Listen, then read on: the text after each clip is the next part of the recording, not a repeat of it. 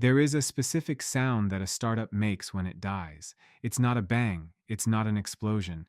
It's the sound of a Slack channel going quiet. It's the sound of key cards being dropped into a cardboard box. In 2021, I was on top of the world. We had just closed our Series A $10 million wired directly into our Silicon Valley bank account. We were the darlings of TechCrunch. We had the office with the exposed brick, the catered lunches, an evaluation that made me, on paper, a very wealthy man. I felt invincible. I felt like I had the Midas touch. But looking back, that money wasn't a runway. It was a blindfold. See, I had a co-founder. Let's call him Alex. Alex was brilliant. He was the technical genius behind our product. And 6 months after that money hit our account, Alex sat me down in a glass-walled conference room and told me, point blank, that if I made the decision I was about to make, I would kill the company. He begged me. He literally had tears in his eyes. I laughed at him. I told him he was thinking too small. I told him I knew how to run a business and he needed to stick to the code. I walked out of that room and I executed the plan. 2 years later, the money is gone, the company is gone, and Alex, well, he won't return my calls. This is the story of how $10 million destroyed my judgment and why ignoring your co-founder is the most expensive mistake you will ever make. To understand why I didn't listen, you have to understand the drug that is venture capital. When you're bootstrapping, every dollar is survival. You listen to everyone because you're terrified. But when you raise 10 million, the fear vanishes. It gets replaced by something much more dangerous: ego. We were building a platform designed to revolutionize remote work. The timing was perfect. The investors told me I was the next Jobs, the next Musk. And the problem is, I started believing them. The dynamic between Alex and me had always been gas and brakes. I was the gas. I sold the dream. Alex was the brakes. He made sure the car didn't fly off the cliff. For 3 years, that tension worked. We balanced each other out. But the money changed the balance of power. Suddenly, the board of directors was looking at me for growth. They wanted hockey stick charts. They wanted 10x user acquisition. They didn't care about technical debt or server stability. They cared about the narrative. So here was the situation. We had a product that was working well for about 5,000 users. It was stable. People loved it. But to get to the next round of funding, the Series B, we needed 100,000 users. I came up with a plan, a massive, aggressive influencer marketing campaign combined with removing the freemium tier. Basically, open the floodgates, force the market to pay attention to us. The cost? $2.5 million in ad spend over 3 months. I pitched it to the board. They loved it. Aggressive, they called it. Bold. Then I pitched it to Alex. I remember the day perfectly. It was a Tuesday. It was raining. We were in the war room. I laid out the marketing plan. I showed the projected user growth. I was excited. I was practically vibrating with energy. Alex didn't smile. He looked at the projections. Then he looked at me and said, "We can't support this." He explained that our backend architecture wasn't built for a sudden 20 times spike in concurrent users. He said we had technical debt that we had been ignoring for a year. He said, if you dump 100,000 people into this app next month, the database locks up, the sync feature fails. We don't just lose money, we lose trust. We churn everyone. His solution? Pause. Spend 6 months refactoring the code, rewrite the core engine, then scale. 6 months? In my head, 6 months was an eternity. 6 months meant the competitors would catch up. 6 months meant the investors would get bored. I looked at him and said, Alex, you're being an engineer. You're looking at edge cases. We have 10 million. If the servers struggle, we just buy more servers. We hire more devs, throw money at the problem. He shook his head. It's not a hardware problem, he said. It's a fundamental architecture problem. Money can't fix physics. This went on for weeks. Every meeting, I pushed for the launch. Every meeting, Alex pushed for the delay. The team started to fracture. The engineers sided with Alex. The sales and marketing team sided with me. I started to view Alex not as a partner, but as an obstacle. I thought he was scared of success. I thought he lacked the vision. And then came the fatal mistake. I stopped inviting him to the growth meetings.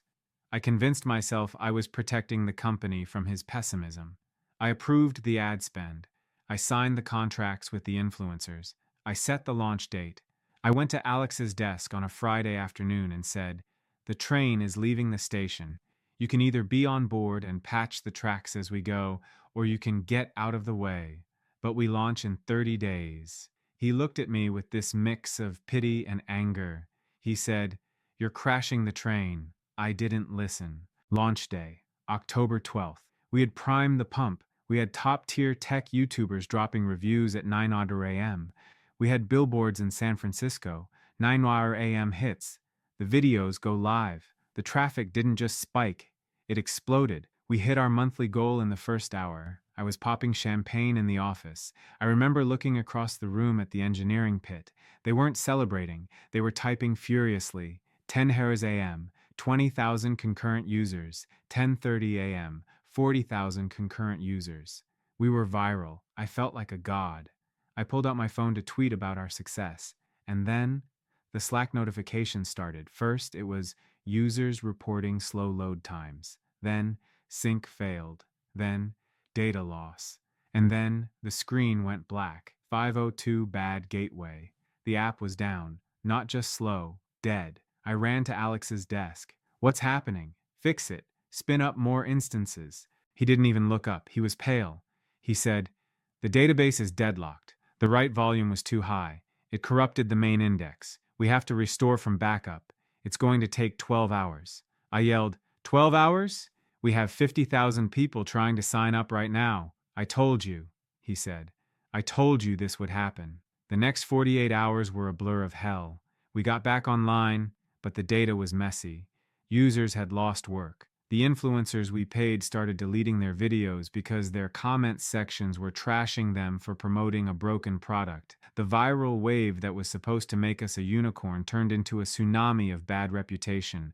We burned $2.5 million to tell the entire world that our product didn't work. You might think, okay, you stumbled. You fix it, right? You have 7 million left.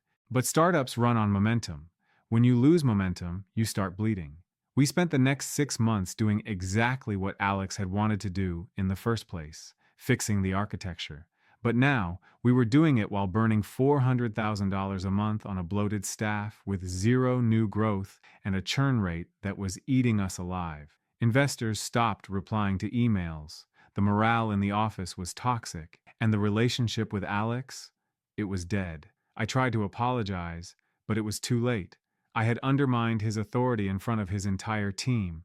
I had gambled his hard work on a vanity metric. 6 months after the crash, Alex resigned. He walked away from his unvested equity. That's how much he wanted out. When the technical soul of the company leaves, the company is a zombie. We limped along for another year. We tried to pivot. We tried to raise a down round, but the smell of failure was on us. 18 months later, we sold the assets for pennies on the dollar to a competitor. The 10 million was gone. I lost my company, I lost a friendship, I lost years of my life. Why? Because I confused capital with competence. I thought because I had the checkbook, I had the answers. If you are a founder or a creator or leading any kind of team, I want you to listen to this closely. Number 1, respect the friction. Your co-founder, your partner, your spouse, whoever is telling you no, they are not your enemy. They are your friction, and friction is necessary for traction. If you remove the brakes from a car, you don't go faster, you just crash harder. I treated Alex's caution as a bug.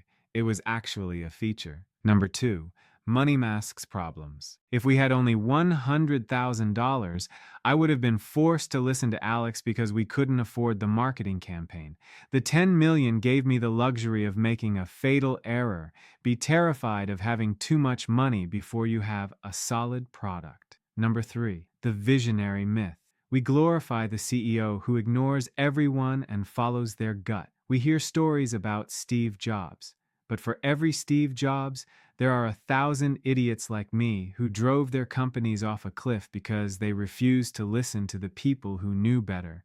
I called Alex last week. It's been 3 years. He didn't answer. I left a voicemail. I didn't ask for forgiveness, and I didn't talk about business. I just said, "You were right." It was the most expensive "you were right" in history. I want to know, have you ever been in a situation where you saw the disaster coming, but leadership refused to listen?